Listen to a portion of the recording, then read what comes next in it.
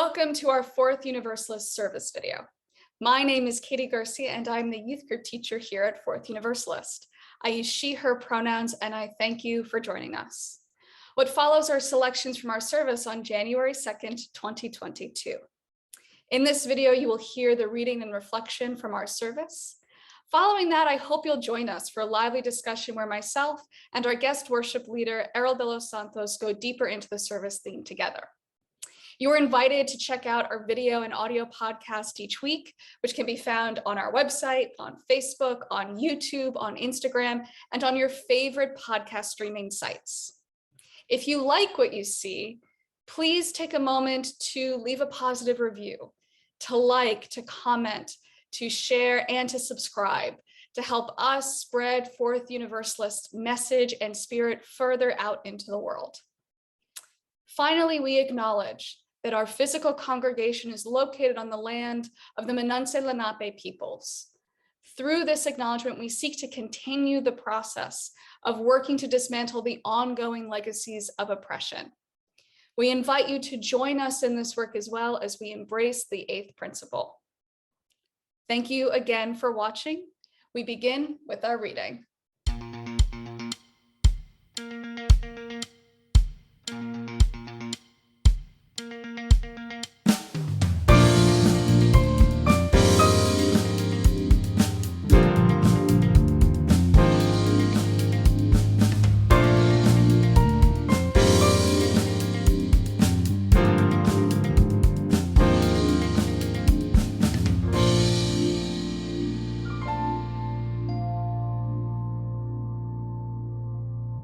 Today's reading is by the late American poet Maya Angelou and is titled A Brave and Startling Truth.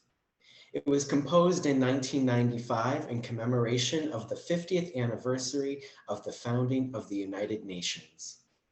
In 2014, this poem, along with several other pieces of art, was sent to outer space in the first test flight of the spacecraft Orion. Hear now the words of Maya Angelou.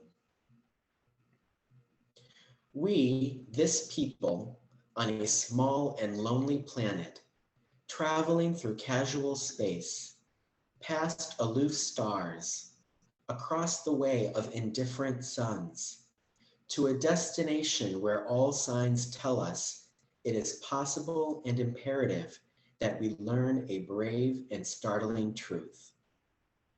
And when we come to it, to the day of peacemaking, when we release our fingers from fists of hostility and allow the pure air to cool our palms, when we come to it, when the curtain falls on the minstrel show of hate and faces sooted with scorn are scrubbed clean, when battlefields and coliseum no longer rake our unique and particular sons and daughters up with the bruised and bloody grass to lie in identical plots in foreign soil. When the rapacious storming of the churches, the screaming racket in the temples have ceased, when the pennants are waving gaily, when the banners of the world tremble stoutly in the good, clean breeze. When we come to it, when we let the rifles fall from our shoulders and children dress their dolls in flags of truce, when landmines of death have been removed and the aged can walk into evenings of peace, when religious ritual is not perfumed by the incense of burning flesh and childhood dreams are not kicked awake by nightmares of abuse. When we come to it, then we will confess that not the pyramids with their stones set in mysterious perfection, nor the gardens of Babylon hanging as eternal beauty in our collective memory, not the Grand Canyon kindled into delicious color by Western sunsets, nor the Danube flowing its blue soul into Europe, nor the sacred peak of Mount Fuji stretching to the rising sun. Neither Father Amazon nor Mother Mississippi, who, without favor, nurture all creatures in the depths and on the shores. These are not the only wonders of the world. When we come to it, we, this people, on this minuscule and kithless globe, who reach daily for the bomb, the blade, and the dagger, yet who petition in the dark for tokens of peace. We, this people, on this mote of matter, in whose mouths abide cankerous words, which challenge our very existence. Yet out of those same mouths come songs of such exquisite sweetness that the heart falters in its labor and the body is quieted into awe. We, this people, on this small and drifting planet, whose hands can strike with such abandon that in a twinkling, life is sapped from the living. Yet those same hands can touch with such healing, irresistible tenderness, that the haughty neck is happy to bow, and the proud back is glad to bend. Out of such chaos, of such contradiction, we learn that we are neither devils nor divines. When we come to it, we, this people on this wayward floating body, created on this earth, of this earth, have the power to fashion for this earth a climate where every man and every woman can live freely without sanctimonious piety, without crippling fear. When we come to it, we must confess that we are the possible. We are the miraculous, the true wonder of this world. That is when, and only when, we come to it. Here ends the reading.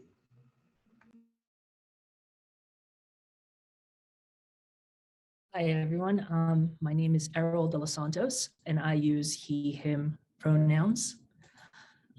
First, I want to take a moment to thank the Fourth Universalist Society team for all their hard work.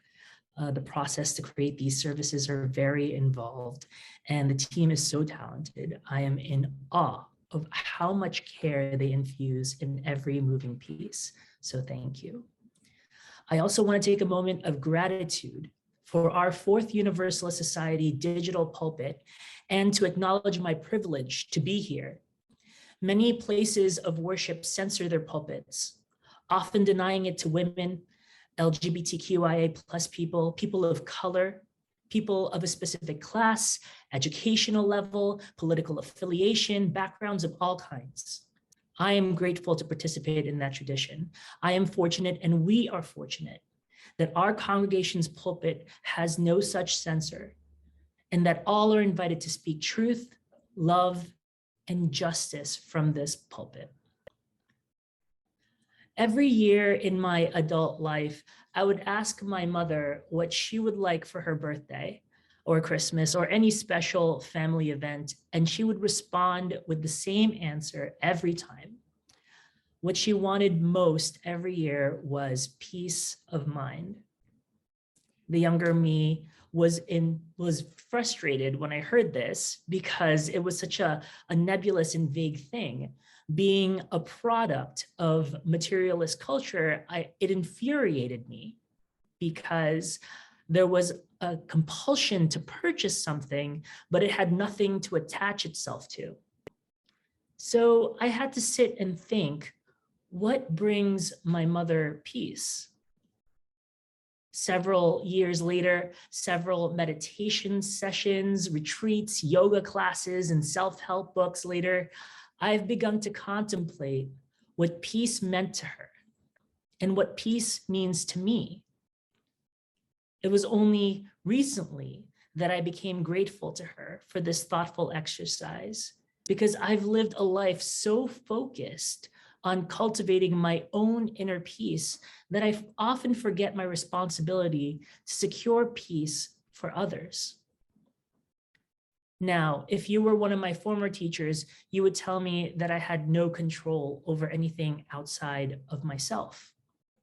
You would tell me how uncertain life is and how if I even attempted to shift reality for others, it would result in failure, or that I was giving into an unhealthy impulse of trying to take control of things I cannot fully control. You would also tell me that I needed to release my attachment to people and objects and focus on my own inner peace. Although a theology of detachment can be helpful and sometimes necessary, it isn't part of my theology. Instead, I was interested in exploring other perspectives. Although I am an advocate for cultivating inner peace, as a person of faith, my mission doesn't stop there. Our principles also ask us to contemplate what securing peace means for everyone. I want to feel so emboldened by this goal that my peace is intertwined with my neighbor's peace, my undocumented neighbor, my poor neighbor, my hungry, imprisoned, disabled, discouraged, downtrodden neighbor. Now, this is a monumental task, to be sure. Where do I even begin? Well, what I used to do with that former teacher was close my eyes and visualize the things that bring me the most peace. I flipped that on its head and approached it from a harder, more uncomfortable place, exploring my perceptions of violence. Is it violent to pass a $778 billion military defense budget on the Advent week of peace? Is it violent to know that some of us are just one sizable medical emergency away from being in debt and unable to work? Is it violent to evict people from their ancestral home? Is it violent when our siblings struggle under the weight of systemic oppression? Is it violent to live in a society that doesn't guarantee free access to food, shelter, and healthcare? The more questions I ask about what is and isn't violent, the closer I came to the truth. Violence is constantly being inflicted to our brethren. And where there is injustice, there is violence. A brilliant man by the name of Reverend John Haynes Holmes, a Unitarian minister in the early 1900s here in the city of New York, also asked these questions. War had ravaged the political and theological landscapes of the time. Churches and other religious institutions struggled to address humanity's inhumanity during and in the aftermath of war. Reverend Holmes was not deterred and stood rooted in the traditions of religious pacifism. He knew that war destroyed lives and stoked fear, deep fear, in the other. He joined his colleagues and preached fiery, hour-long anti-war sermons from the pulpit. His words tugged on the nation's moral conscience and reminded people that even though they were securely tucked away behind the walls of the American empire, they had a duty to stand in direct opposition to military violence. Clergy and layfolk alike opened their hearts to the call for peace so wide that it extended the boundaries of denomination and religion. Why? Their beliefs echoed the historic peace churches, the Mennonites, the Amish, the Church of the Brethren, the Quakers, and other religious institutions that not only believed in peace, but helped to shelter others from violence. Unitarian Universalism is part of that tradition. We are part of that tradition. Now that you've heard me, I know how daunting it is to measure the morality of every decision we make. I know that even as someone who believes in the idea of pacifism and securing peace for others, negotiating my own actions through the filter of peace isn't perfect. And that can be frustrating. But beloved, I am reminded that I am not alone. We have a community that stands on generations of people who love and enjoy peace, people who love and enjoy securing peace for others. Again, I'm not undervaluing the path to inner peace. In fact, I encourage it. It takes a lot of work, love, and care to cultivate inner peace. But beloved, I urge you not to stop there. Do not release your attachment to others who are vulnerable to the violence of living in this society. Know that you have the power to affect this culture. You are needed, and it is time. Mabuhay kayo lahat. Amen and blessed be. Welcome, everyone. I'm thrilled that you're with us today. Now, to our guest worship leader, can you just take a moment to introduce yourself for those who don't know you and make sure to include your pronouns in that? Yeah, sure. My name is Errol de los Santos. I am a first-year divinity student over at Union Theological Seminary, and I use he, him pronouns.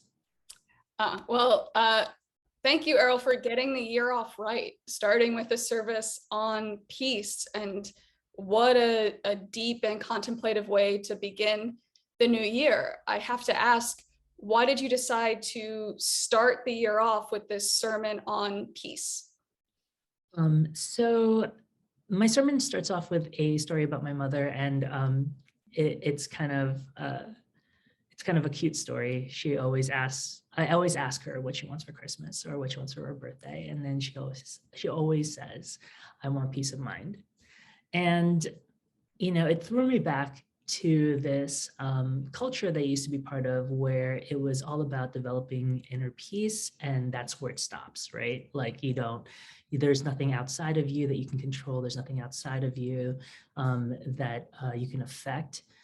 And I don't agree with that. It's not part of my theology. My theology isn't about detachment. It's about attaching, and then attaching to people who are the most vulnerable in our society, and being sure that my peace, our peace, extends to them. So that's where the sermon really kind of gets its content. Well, first of all, I loved that story. We have very different mothers. Mine asks for earrings or scarves, which is equally as valid. But what a soulful and deep way to answer that question in the first place. And what I really appreciate is the way you kind of flipped on its head this kind of reigning theme in our culture, where we're really focused and prioritize inner peace and inner attunement and self-care, and noting the relationship, that interdependence, that we need other people to be at peace too, for us to even get close to that. And we don't really talk about that as much. It always seems like you either have to do one or the other.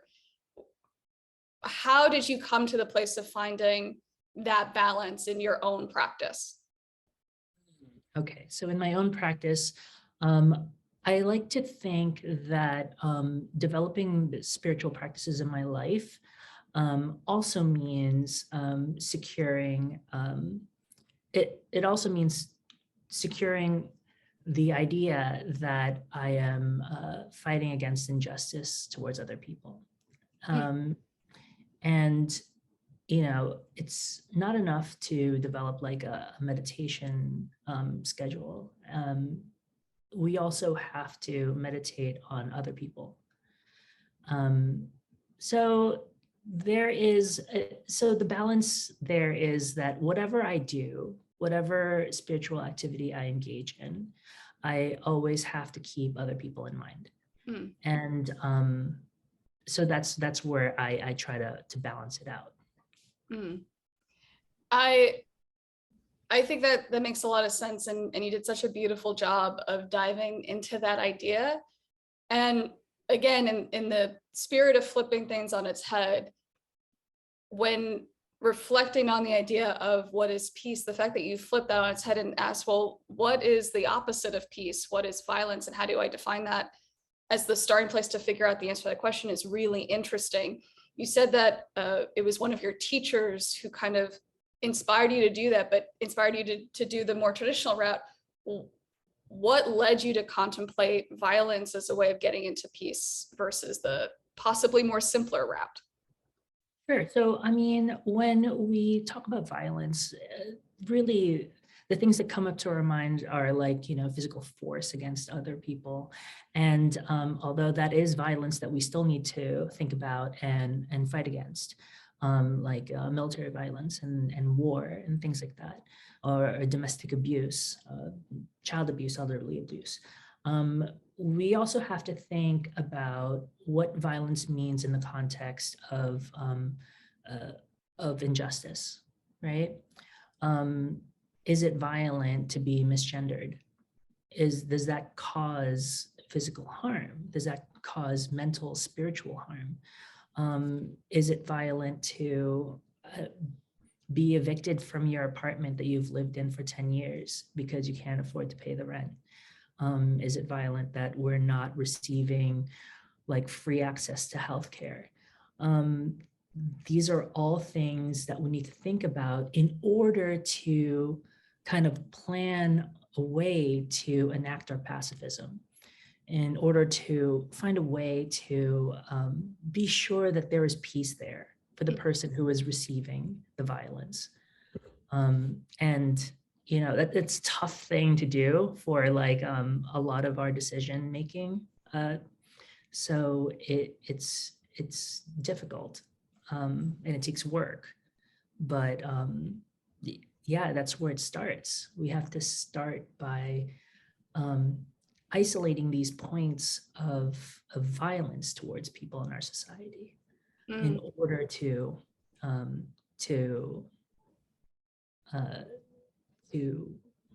act peacefully. Yeah. There was a line in your sermon that so poignantly got to this point, that where there is injustice, there is violence. And that was such a beautiful way of capturing this idea, which I think intuitively we understand, but when you open it up to that degree, you're right, it is harder because there's an overwhelming aspect of it, because we know injustice is so systemic and deeply ingrained in nearly every facet of our lives.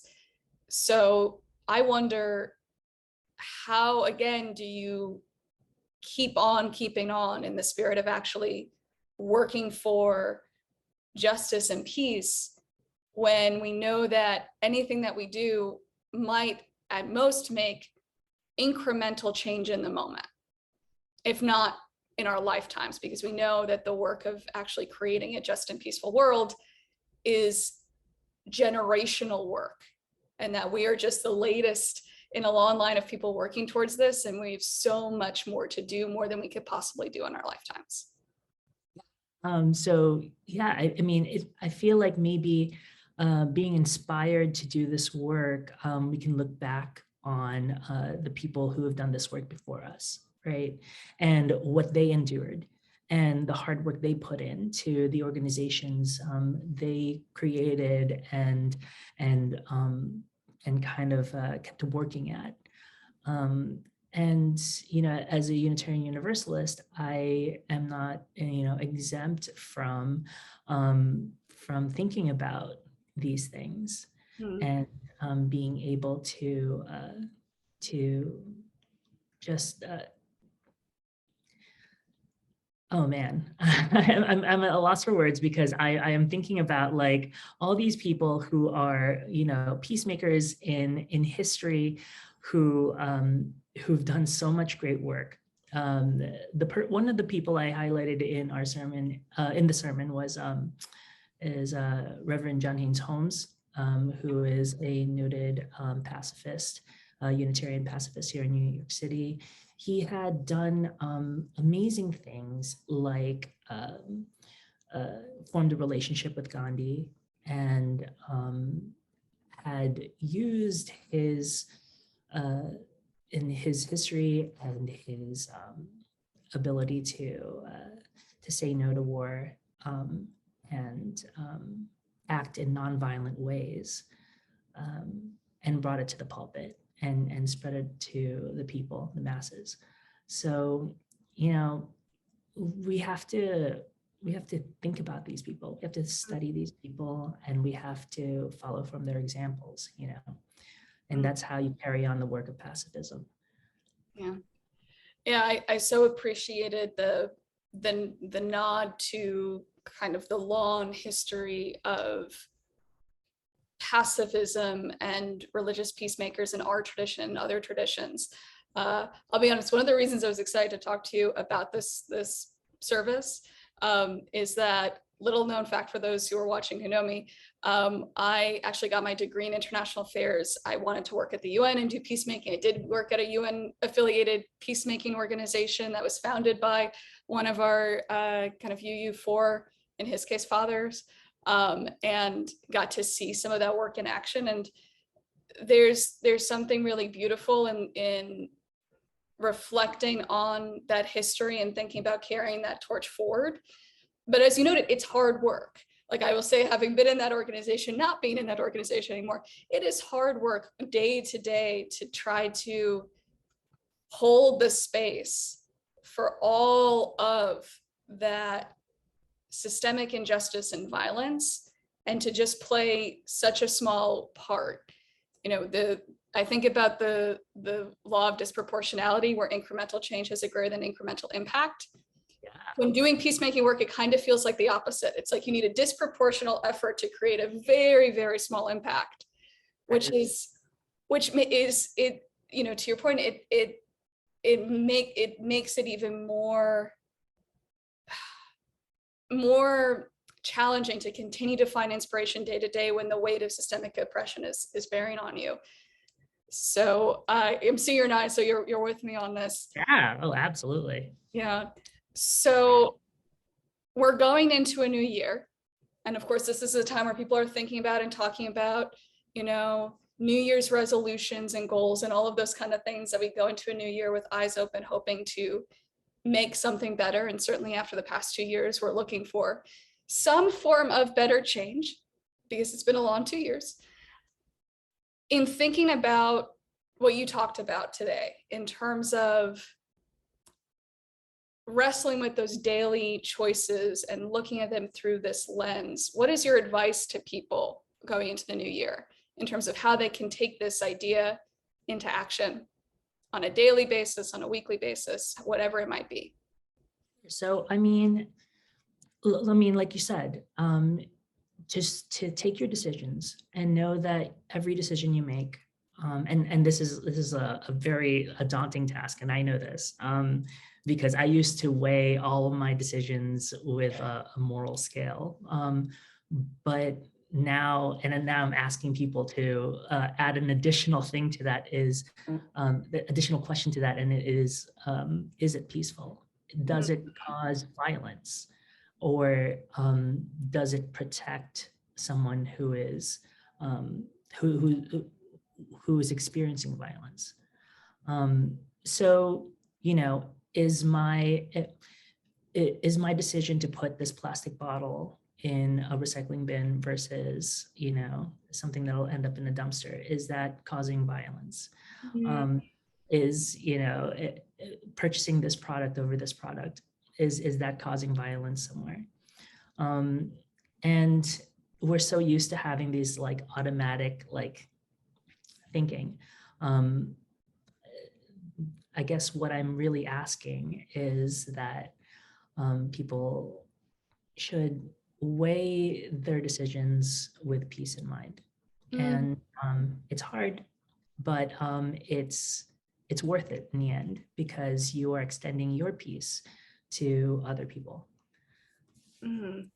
That got me because it's it is so easy to just kind of go with the flow. You just grab your favorite shampoo from the local, Walgreens, CVS, whatever it might be, and not really think about the implications of it.